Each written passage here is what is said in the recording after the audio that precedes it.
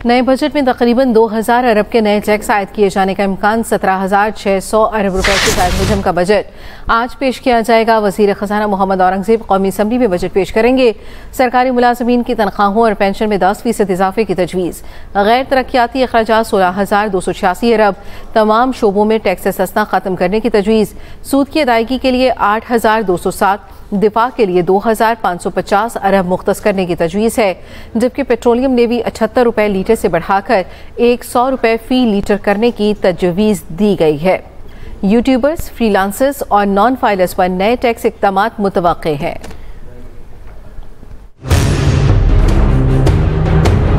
आइंदा माली साल 2025-26 के सालाना तरक्याती प्लान के तहत तय करदा अहदाफ के मुताबिक माली साल 2025-26 का करंट अकाउंट खसारा GDP का मनफी 0.5% रखने का तखमीना लगाया गया है। बरामदात का हदफ 35 अरब 30 करोड़ डॉलर जबकि दरामदात का हदफ 65 अरब 20 करोड़ डॉलर मुकर्रर किया गया है। तरसीलात ज़र का हदफ 39.4 अरब डॉलर मुकर्रर किया गया है। महंगाई का सालाना औसत हदफ 7.5% और मुआशरा नमू का हदफ 4.2% मुकर्रर करने की तजवीज़ है। मुआशी शरह नमू का हदफ 4.2% मुकर्रर करने और ज़री शोबे का हदफ 4.5% मुकर्रर करने की तजवीज़ दी गई है। सनती शोबे के लिए 4.3%, खिदमात के शोबे का हदफ 4%, मजमुई सरमायाकारी का हदफ 14.7%, फिक्स्ड इन्वेस्टमेंट के लिए 13% की तजावीज़ सामने आई हैं। नेशनल सेविंग्स का हदफ 14.3% मुकर्रर करने, अहम फसलों का हदफ 6.7% और दीगर फसलों का हदफ 3.5% करने की तजावीज़ दी गई हैं। ज़राए का कहना है विफाकी बजट का हजम 17,500 अरब रुपए से 18,000 अरब रुपए तक रहने का तखमीना लगाया गया है। FBR आइंदा माली साल के दौरान 14,307 अरब रुपए के मुहासिल जमा करेगा। 6,470 अरब रुपए डायरेक्ट टैक्स की मद में जमा किए जाएंगे। फेडरल एक्साइज ड्यूटी की मद में 1153 अरब रुपए और सेल्स टैक्स का हदफ 4,943 अरब रुपए मुकर्रर किया गया है। पेट्रोलियम लेवी का हदफ 1,311 अरब रुपए मुकर्रर किया गया है। ज़राए के मुताबिक आइंदा साल कर्जों पर सूद अदायगियों के लिए 8,685 अरब रुपए खर्च किए जाएंगे। दिफा पर 2,414 अरब रुपए खर्च किए जाएंगे, जबकि तरक्याती मंसूबों पर विफाक 1,065 अरब रुपए खर्च करेगा।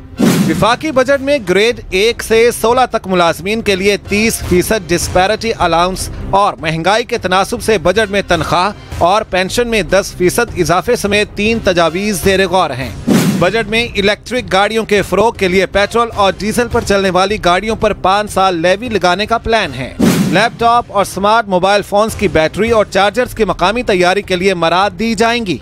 ज़राए के मुताबिक IMF ने अगले माली साल भी सख्त माली और मॉनिटरी पॉलिसियां बरकरार रखने पर जोर दिया है। ज़राए वज़ारत खजाना के मुताबिक सऊदी अरब, चीन, UAE और दीगर दोस्त ममालिक से 12 अरब डॉलर्स कर्ज रोल ओवर कराया जाएगा। चीन से 1 अरब डॉलर्स का नया कमर्शियल कर्ज हासिल करने का प्लान है। 2 अरब डॉलर्स IMF से कर्ज किस्त प्लान में शामिल है। Irshad Ansari, Express News, Islamabad. Budget transmission में आपको खुशामदीद कहेंगे। हमारे साथ हमारे पैनलिस्ट मौजूद हैं। सीनियर एनालिस्ट शहबाज राना हमारे साथ मौजूद हैं। इसके साथ साथ इरशाद अंसारी ने भी हमें ज्वाइन किया। आप दोनों को वेलकम कहूंगी और उम्मीद करती हूँ आप लोग खैरियत से होंगे। शहबाज राना साहब, आपसे आगाज करूंगी। सबसे पहले कहिएगा, आज बजट पेश किया जाएगा। कल हमने इक्तिसादी सर्वे रिपोर्ट भी देखी। आज बजट का भी यकीनन इंतजार है। आपको क्या लगता है, अगर हम टैक्स छूट की बात की जाए, टैक्स एग्जेम्पशन का क्या होगा? पिछले साल 5.84 ट्रिलियन रुपए की टैक्स छूट दी गई। इसमें आप क्या तब्दीली समझते हैं, क्या तब्दीली की तवक्को की जाएगी? बहुत शुक्रिया आपका। देखें, बजट के ऊपर जाहिर सी बात है सबकी नजरें लगी हुई है और हुकूमत खुद एक बड़े टाइट एक सिचुएशन के अंदर है, जहाँ पे कुछ सेक्टर्स के ऊपर जिनके साथ ज्यादती हुई है, जैसे सैलरीड क्लास, उनको कैसे कुछ रिलीफ दिया जाए, उनके साथ जो माजी में इन्होंने जुल्म किया है, उनके ऊपर जो टैक्सेस का बोझ लगाया तो उसको कैसे कम किया जाए, और दूसरी तरफ जो IMF के अहदाफ है उनके अंदर रहना है।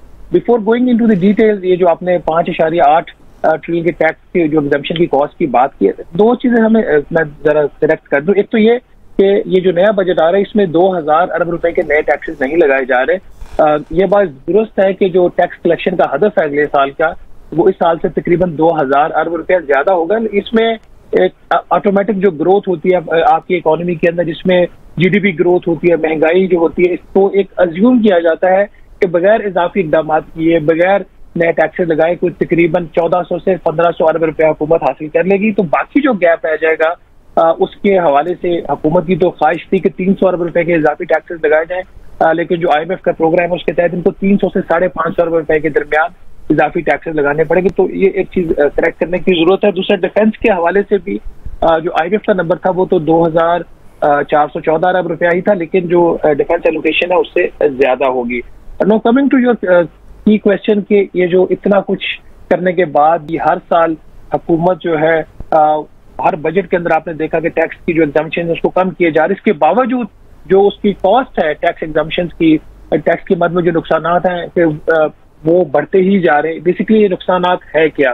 कानून के तहत अगर किसी चीज के ऊपर टैक्स लगा हुआ है, जैसे GST 18% जो है वो पेट्रोल के ऊपर लगना चाहिए, कानून में ये गुंजाइश है, लेकिन उसी गुंजाइश के आगे हुकूमत ने उसको लिखा हुआ है एग्जैम्प्ट, हम 18% GST नहीं ले रहे, क्योंकि किताब के अंदर लिख दिया गया है, कानून के अंदर ये बात लिख दी गई है कि इतना लेना है। जब हुकूमत नहीं लेती तो उसको फिर एक लॉस, एक नुकसान जो है वो अज्यूम किया जाता है।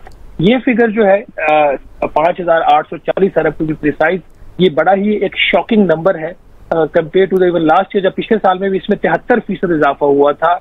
ये कोई 3900 अरब रुपया था, उसमें तकरीबन 2000 अरब रुपए का इजाफा हुआ टैक्स लॉसेस में। ये इसके बावजूद आपको पता है कि पिछले साल हुकूमत ने कोई भी चीज ऐसी नहीं छोड़ी थी जिसके ऊपर टैक्स ना लगाए। बच्चों के दूध से लेकर पैकेज मिल्क, जो आपके घर में डिब्बे का दूध आता है उसके ऊपर भी टैक्स, बेकरी की आइटम्स के ऊपर भी टैक्स, इन्होंने कोई चीज छोड़ी नहीं थी। तो फिर ये जो टैक्स के लॉसेज हैं ये हर साल कैसे बढ़ रहे हैं, ये बहुत बड़ा एक सवालिया निशान है। इसे दो बातें वाज़ेह होते हैं, एक तो ये कि जो पिछले साल के रिपोर्टेड नंबर्स थे या वो गलत हैं, या ये जो नंबर्स रिपोर्ट किए गए इसमें कुछ गड़बड़ है, तो इसको डीपली देखने की जरूरत है। On the face of it, जिस तरीके से अवाम के ऊपर टैक्सों का बोझ डाला गया है, हर साल टैक्स एग्जम्पशन जो है वो वापस ली गई है IMF के प्रोग्राम के तहत, और ये मैं सिलसिला 2008 से देख रहा हूँ। उसके बावजूद अगर हर साल उसमें 50%, 73% पिछले साल के मुकाबले में इजाफा हो रहा हो, तो कहीं ना कुछ गलत है कहीं ना कहीं पे, जिसको ठीक करने की जरूरत है। ठीक है, इरशाद अंसारी साहब भी हमारे साथ मौजूद हैं, उनसे बात करेंगे। इरशाद साहब, आप क्या समझते हैं टैक्स अहदाफ हासिल करने के लिए आपको क्या लगता है, क्या नए शोबों पर टैक्स लगाया जाएगा, और अगर नहीं लगाया जाएगा तो क्या चेंजेस होंगी मौजूदा टैक्सों में? और इसके साथ साथ खास तौर पर अगर हम बात करें कि गैर दस्तावेजी मईशत को टैक्स नेट में लाने के लिए क्या इकदाम किए जाएंगे? जी देखें, सबसे जो अहम है वो तो यही है कि अगर हुकूमत जो है वो नए टैक्स लगाने के बजाय जो 140 अरब डॉलर की हमारी जो अनडॉक्यूमेंटेड इकोनॉमी है उसको अगर टैक्स नेट में लाए और डॉक्यूमेंट करे तो उससे काफ़ी रेवेन्यू हासिल हो सकता है। जो नए टैक्सेस की बात है, डेफिनेटली गवर्नमेंट को जो है वो जो 600 से 700 अरब रुपए का गैप है वो पूरा करने के लिए इकदाम तो करना पड़ेंगे। नॉमिनल जो ग्रोथ होगी वो आप GDP ले लें 4.2% वो है, और आप इन्फ्लेशन का जो ये कह रहे हैं 7.5% की करीब इन्फ्लेशन रहेगी, ये नॉमिनल ग्रोथ हो जाएगी।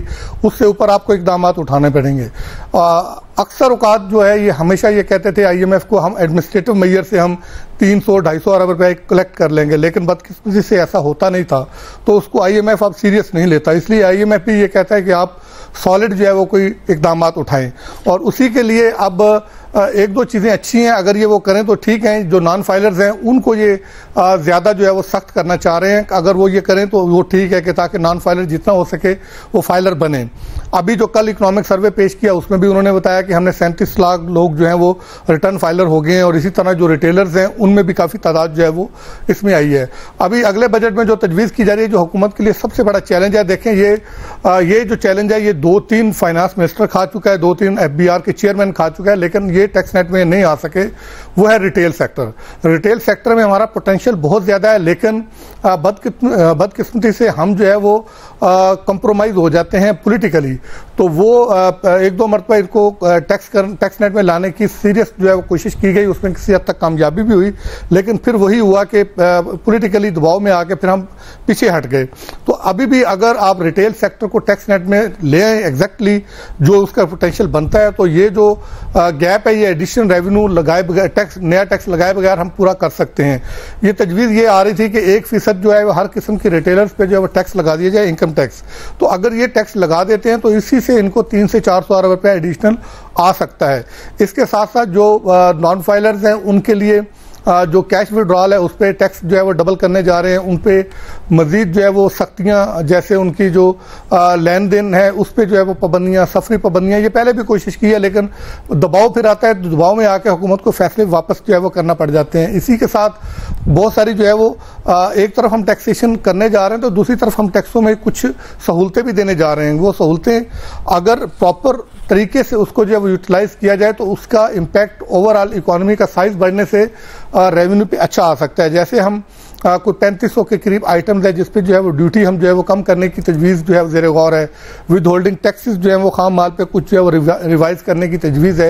ये वो सारी प्रपोजल्स हैं जो बजट में आएंगी और खासकर उससे पहले काबीना के इजलास में जो है जो बजट पेश होगा उसमें डिस्कशन होगी। अब इसमें कौन कौन सी प्रपोजल्स इनकॉर्पोरेट होती हैं, कौन कौन सी जो है वो विड्रॉ की जाती हैं, ये अब ज़्यादा दूरी पर नहीं है, कुछ देर के बाद जो है वो पता चल जाएगा। लेकिन ये ज़रूर है कि IMF के प्रोग्राम में रहते हुए हुकूमत के लिए बहुत बड़ा चैलेंज होता है बजट का बनाना, क्योंकि एक तरफ उसने IMF को किसी भी तरह से जो है वो इंटैक्ट रखना होता है और वो प्रोग्राम से किसी तरह डीरेल होना वो बर्दाश्त नहीं कर सकते, और दूसरी तरफ जो है वो पब्लिक का जो प्रेशर होता है, पॉलिटिकल प्रेशर होता है, उसको भी मलूज़ खातर रखना होता है। जैसे IMF ये कह रहा है कि आप 5 से 7.5% के करीब जो है वो तनख्वाहें बढ़ाएं, पाकिस्तान पीपल्स पार्टी जो है वो कह रही है कि ज़्यादा बढ़ाएं, वो हुकूमत की इत्तेहादी जमात भी, और फिर खुद जो है वो जो सरकारी मुलाजमीन हैं उनकी तरफ से भी दबाव है। फिर इखलाकी तौर पे भी जवाब बन जाता है, क्योंकि ऐसे मौके पे कि जब आप बजट का इंतजार किए बगैर जो चेयरमैन सेनेट है और इसी तरह पार्लियामेंटेरियन है और स्पीकर है उनकी तनख्वाह में आप 600 गुना तक इजाफा कर देते हैं, तो फिर आपके पास क्या जस्टिफिकेशन रह जाती है कि आप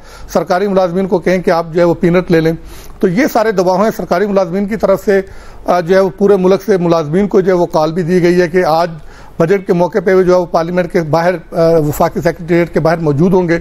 और कहा यह जा रहा है कि एक जो मेजर मुतालबा था जो हुकूमत का पिछले जो धरने में मुलाजमीन के साथ जो मुआहदा हुआ था कि डिस्पैरिटी अलाउंस, वो 30% जो है वो ग्रेड 1 से 16 के मुलाजमीन को डिस्पैरिटी अलाउंस जो है वो गालिब इम्कान है कि बजट में उसका जो ऐलान कर दिया जाएगा। उसके लिए कमेटी भी कायम की गई थी, कमेटी के इजलासेस भी हुए।